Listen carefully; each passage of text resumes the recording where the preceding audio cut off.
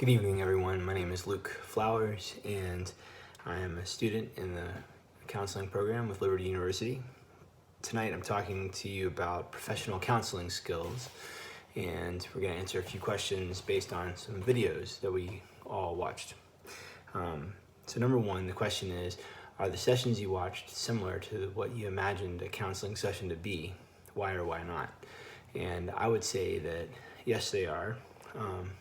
I know this partly because I did go through counseling of my own several years ago, and for a period of a few months, and it was very helpful. And actually, one of the reasons that I do want to be a counselor is that experience was so positive and helpful, and also I recognize in these videos that we watched some of the same types of questioning and the demeanor of the counselor and several aspects of it that are talked about in the book that definitely make me think this is how counseling should go. Number two question from your readings in chapter 8. What skills and counselor characteristics did you notice? Noticed a lot of the skills mentioned in the book. The counselors were attentive, they were empathetic, the female counselor especially was belaying the fears of the client, and they all showed interest in the client. They were listening actively, and they were saying things like, I hear you saying this, and kind of like rephrasing it, showing, leading the client to either affirm that's what they meant or explain it a little bit differently. And they were using silence at times and not giving advice, but just working to understand the viewpoint of the client.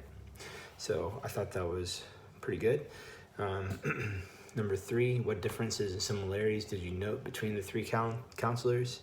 One of the main things I noticed was the first counselor was more interpretive of the client's statements. I thought that he wasn't just repeating back or kind of focusing in, he was more kind of taking the undercurrent of what the client was saying and kind of pulling that out and asking if he was right. So he mentioned in response to one of the things the man said, he said, so you feel guilt over this? And I thought that was interesting that he kind of pointed out a specific feeling that the client didn't mention.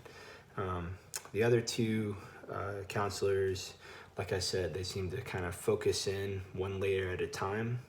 I think they were like basically starting from a more general viewpoint and then narrowing down to get a better understanding of the specific nature of what they were saying.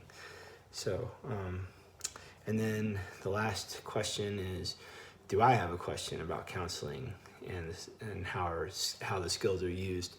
And I think the only question I have is based on the beginning of the chapter 8, where it talks about how there's a lot of dishonesty in counseling, and I definitely think that's true in just interpersonal relationships that I have in my job currently, and I can see that happening in a counselor relationship.